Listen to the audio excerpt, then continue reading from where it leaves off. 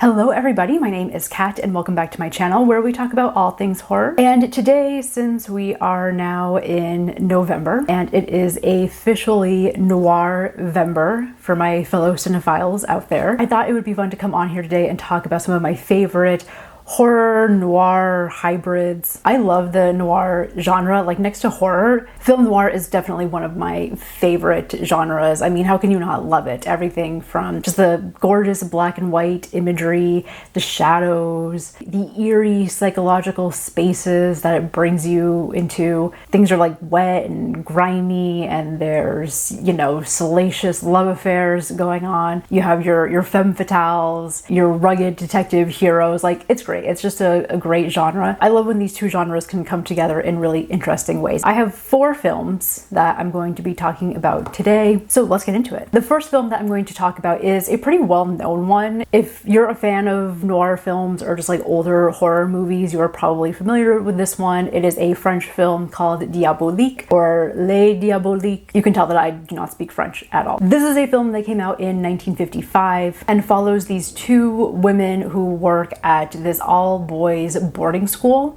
and one of them, Christine, is married to the headmaster. Well, actually there's a twist, because Christine technically owns the boarding school. Like, her family comes from money, and she invested her inheritance into the boarding school, and then she married the guy that is the headmaster, who is a complete dickhead, just a huge jerk, belittles her all the time, is really only with her for the money. And he also has a side piece, Nicole, who he also treats like crap and also belittles. And so you find out at the beginning of the film that Christine and Nicole are actually conspiring together to figure out a plan to kill this guy and then just take over the boarding school for themselves. I think one of the things that I love most about this film is the way that it is flipping the traditional noir tropes on its head. When you think of a noir film, again, you think of the classic formula, like some guy, either a detective or usually just some sort of other businessman, gets caught up with this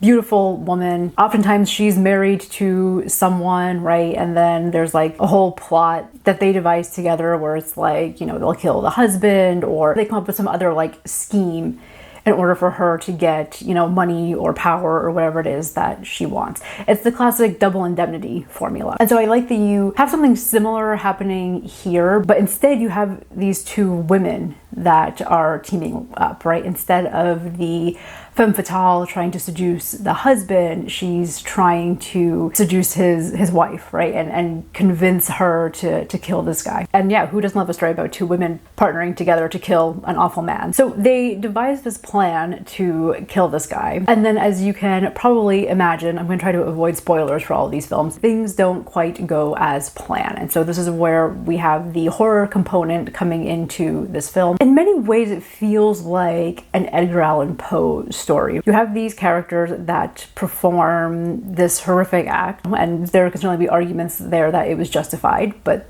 still committing murder. Yeah, you know, that can haunt you, especially if you're not someone that is predisposed to violence, which we definitely have in the character of Christine. Christine very much being presented as, you know, the typical Christian girl, very much believes in God. I don't want to say like innocent, because I think the film does play with this idea of innocence and morality. But I think when we're going into the film, when we're introduced to her character, she presents herself as someone that believes that she is a very pure, very moral being. So to commit murder very much goes against a lot of her own personal beliefs and values, or at least, again, the beliefs and values that she perceives herself to have. And so she's very like haunted by the guilt of that throughout the film, and this guilt very much manifesting itself in these very eerie, paranormal like events, and just built on this mystery that the film creates in terms of like what is actually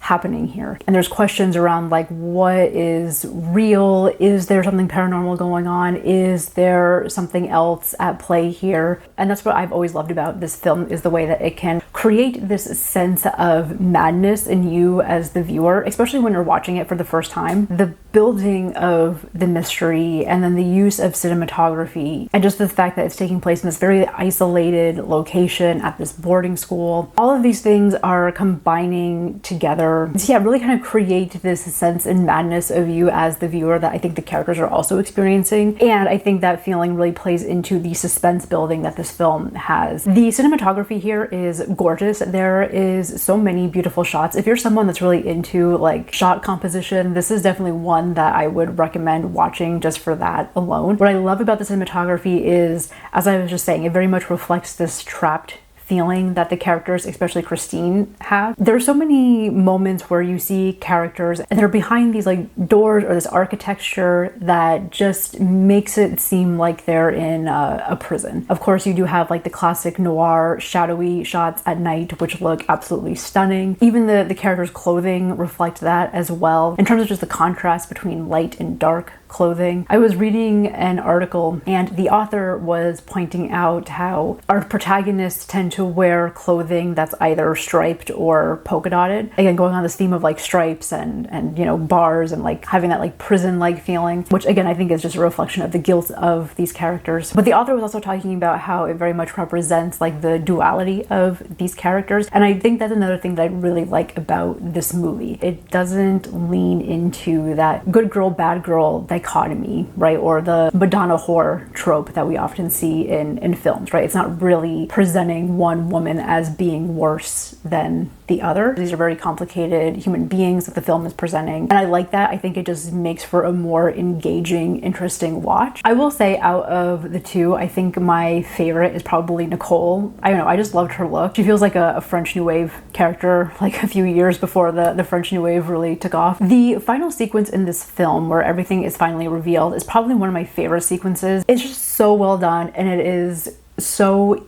eerie, and again, just playing with like darkness and shadows. It feels very gothic in a way. I would also say too, if you are someone that is interested in Hitchcock, if you love Hitchcock films and you're just interested in maybe seeing a film that inspired Hitchcock, I believe Hitchcock did cite this film as an inspiration for him, and you can definitely see like hints of Psycho in here, right? Psycho was made 5 years after this film. Overall, this is a great film. Highly recommend if you haven't seen it. So this next one that I'm going to talk about is another classic, and again, if you are a huge film buff, you've probably already seen it, but this is a great film to go back and revisit. I just watched it again the other day and fell in love with this movie all over again, and that is the one I have right here, Night of the Hunter. This is my Criterion DVD. You can actually watch this one on the Criterion channel, and you can watch Diabolique as well. And I would definitely say, if you are someone that is a film buff, a cinephile, I would highly consider getting Criterion channel. Anyway, Night of the Hunter. When I tell you all, this is like, if not top 10, maybe even top 5 of my favorite movies of all time. Where to start? First of all, just the amazing cast. Robert Mitchum as just playing this traveling preacher, well, a guy who claims he's a preacher, who just goes around and preys on these widows, mostly preying on women that he knows he can get money from, and then seducing them, getting them to fall in love with him, getting them to marry him, and then killing them brutally. But the thing is that he's so evil, but he's also incredibly like charming and handsome. And again, he's presenting himself as this like preacher character, so he's coming in and spreading the word of God. He's got the whole love hate on his knuckles, right? H-A-T-E. It was with this left hand that old brother Cain struck the blow that laid his brother low. L-O-V-E. You see these fingers, dear hearts? These fingers has veins that run straight to the soul of man. Just a fascinating character to watch, right? And a character that you can tell is just having their own inner turmoil, right? In terms of like, he does believe he has some sort of connection or relationship to God. He is speaking with God and has created this whole, I don't know if you can hear, there's like a loud bird chirping outside. He's created this whole like religious dogma for himself that he genuinely believes God has like spoken to him. And he tries to be a man of faith, but you can tell there's like some weird psychosexual stuff going on, especially with him and these women, and very much going on this whole kind of like Old Testament mind frame of like, oh, okay, God, you have murder in your book, so I know that you're not against me murdering people. Your book is full of killers. Like, just such a weird character. And what I think the film does so well is like it gives you enough for you to understand his psychology, but it also doesn't feel the need to do, you know, like what we see in a lot of films today where it's like all this exposition, all this unnecessary sometimes backstory. Like, the film knows who this character is, but it doesn't feel the need to explain it to you. It just shows you who he is through his actions. So he's fascinating to watch. And then you also have a lot of other great characters here. You have Shelley Winters, who is playing one of these widows. You have Lillian Gish, who is playing, like, I would say the real source of light and goodness in this movie. And so again, you have like these really great women characters who are coming to the crosshairs of this horrible man. And I will say, like, while there are definitely a lot of religious themes here, overall what the film is really about is falling for these wolves in sheep's clothing, falling for people that claim to be one thing but are actually another. And, you know, being a cautionary tale about getting swept away with these kind of unsavory characters. Robert Mitchum's character here is the classic snake oil salesman that's gonna come in and be very charming again and try to like convince you to buy what he's selling. It's themes that I feel still resonate with today's time very well. I think we have a lot of snake oil salesmen, whether that's in our entertainment or our politics on social media, and that's what makes this film feel very timeless. And the way that this film is told, like visually, it has this very whimsical feel to it. When this film starts off, you're having these like children and they're being told this like story in the Bible, and the image of the children is being superimposed with this like image of the night sky and all these stars. So there's a lot of like interesting visuals that the film is doing as well that very much gives it this like dark fairy tale vibe. It feels almost like a classic like grim fairy tale in the sense that yes, you have these adult characters, but the film is really following these two children who are the children of Shelley Winters' character and having to see their mom getting taken away by,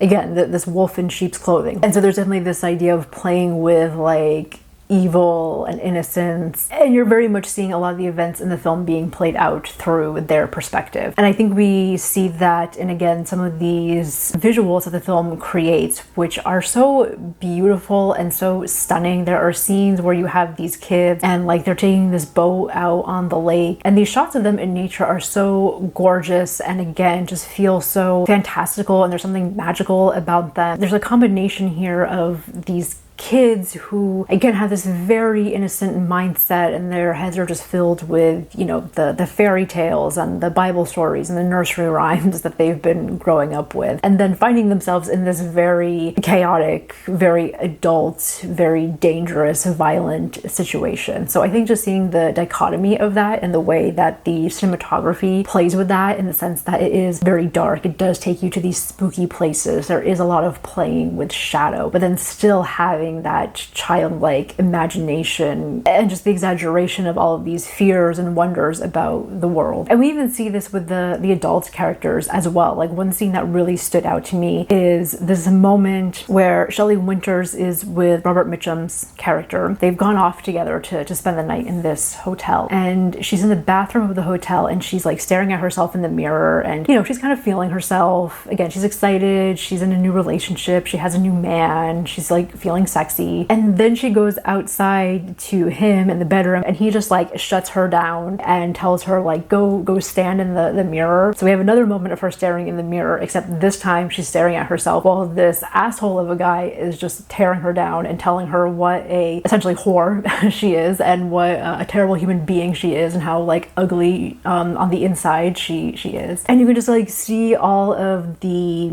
joy and happiness she was feeling in the previous moment just like drain away. And then there's this great moment where Robert Mitchum turns off the light and she just goes dark. She goes dark, but he stays in the light in the background. And I just thought that was such a great like visual moment to show just how defeated he made this woman. She's literally going to lose herself to this guy. And again, just that simple moment of just like him turning off the light and just shrouding her in darkness. Like that is what good visual storytelling is. With Night of the Hunter 2, you can definitely see its influence on modern horror films. You have like the classic moment of the kids in the basement and them running away from Robert Mitchum's character and him like chasing them up the stairs. All these like classic tropes and spaces that we associate with horror, you can definitely find here. I think one of my absolute favorite moments in this film is with Lillian Gish's character, where Robert Mitchum is going after her and she knows it, and so she's like preparing herself and we just see her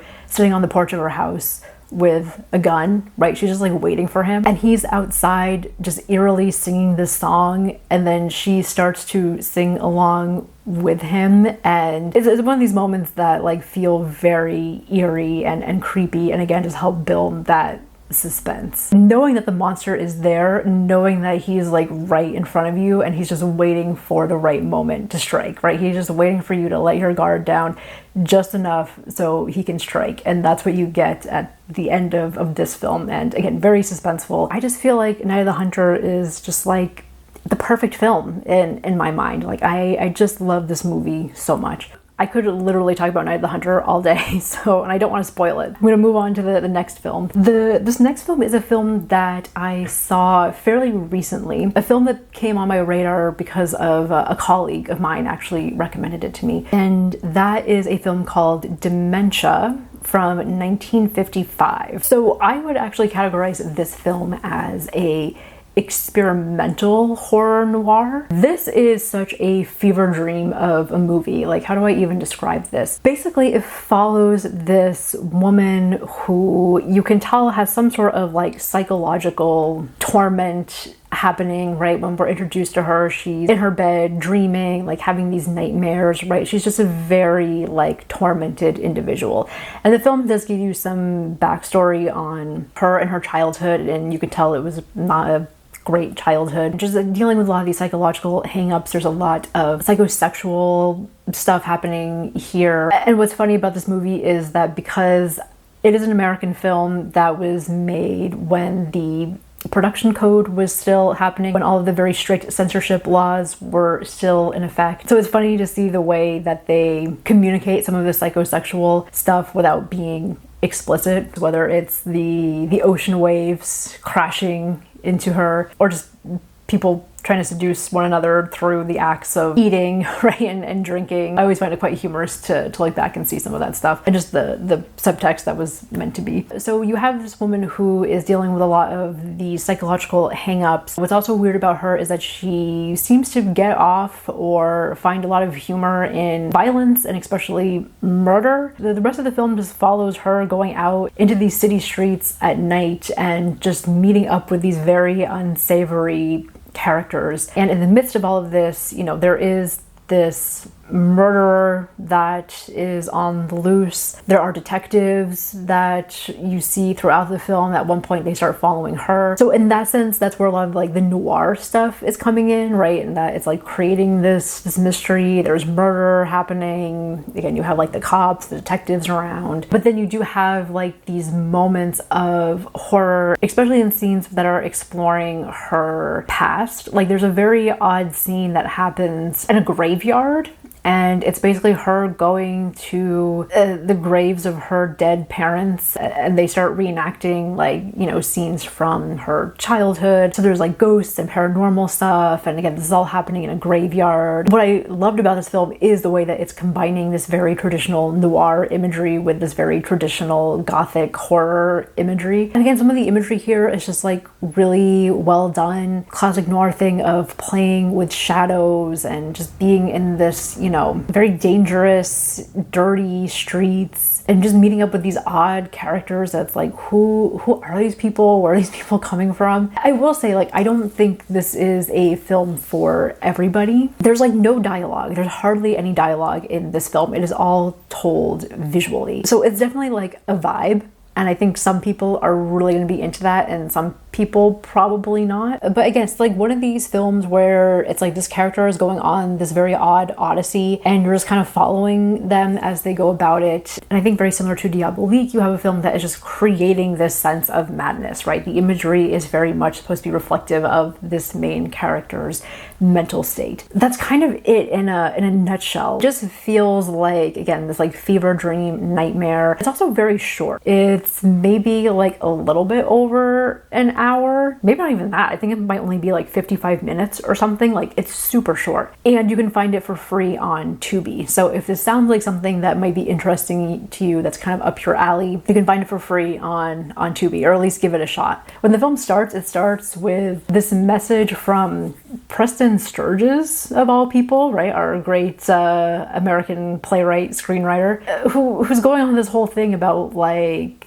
oh, sometimes a film comes out and it's meant for you, you can understand it. And other times a piece of art might come and other people might not connect with it. And that might be this film for you. He says something bizarre like, oh, this film cured me of my, I don't know, sexual perversions or something. Quite the way to start off this movie, I would say. Also, too, when it starts off, like, it brings you into this city space, but you can very clearly tell that it's like drawings of buildings. It's not like an actual city. Like, it feels very fake, which I do think plays to the overall themes of the film, of just these ideas around like what is reality, what is not, what is really happening with this character. I don't know, I had a lot of fun while I was watching it. I was like, I don't know where this movie is going, but I'm here for it. In any case, it's just a really interesting like piece of early American cinema. And then the final film that I'm going to talk about today is a film called The Seventh Victim, which came out in 1943. I will say off the bat here, this was probably not my favorite out of all the ones that I'm talking about today. But similar to Dementia, I think it is just a really interesting piece of film history. And I think it's a film that deals with a lot of interesting like themes and story elements that we continue to see within the horror genre. This is a film that is produced by Val Lewton, who is probably most well known for films like I Walked with a Zombie. That's kind of like one of the classic zombie movies, pre-Night of the Living Dead zombie movie. When you think of the history of the zombie genre, you have like before Night of the Living Dead and then you have after Night of the Living Dead. And I think I Walked with a Zombie is a really great example of that pre-George Romero zombie tale. So Val Lewton produced that film, and then he also produced this film. And this is a film about a young woman who she's going to school. She works as a teacher part-time, and she gets word that her sister is missing. Her sister lives in New York, and so she goes to New York to try to figure out what happened to her sister, and meets up with all kinds of characters along the way and tries to figure out what is going on. And then while she is investigating all of this, she discovers this cult of devil worshippers. Much like Dementia, this is another super quick film. This one is only also like an hour. I think it does a lot in the hour that it has. Again, similar to something like Diabolique, I do think it does a decent job of building the mystery around like the sister and what happened to her. I will say, I think this film does tend to lean a little bit more in like the dialogue and the conversations with the characters, rather than using a lot of the eerie visual imagery that you get with the other three films that I've talked about. That being said, I do think there are some moments in here that really work, that do have this very ominous tone to them. There are moments where it's like you'll have the protagonist investigating with another character, and then out of nowhere that character will just like drop dead in front of them, and it's like, what happened to that guy? And again, I feel like you can see some influence for Hitchcock in here. There's a scene where the protagonist is in the shower and someone comes into the bathroom to speak with her, and you just see their like shadow like hovering on the other side of the shower curtain. To me, that felt very like Psycho coded. Again, this film came out years before Psycho did, but it was just funny to see these like very early imagery and ideas that we still see being used in horror cinema today. And for me, I think the thing that was most interesting about this film is the inclusion of the cult and these devil worshippers. And this is a subgenre that we've seen throughout the years, right? Whether it's the Rosemary's Baby or even something very recent like Late Night with the Devil. I mean, it's not the first film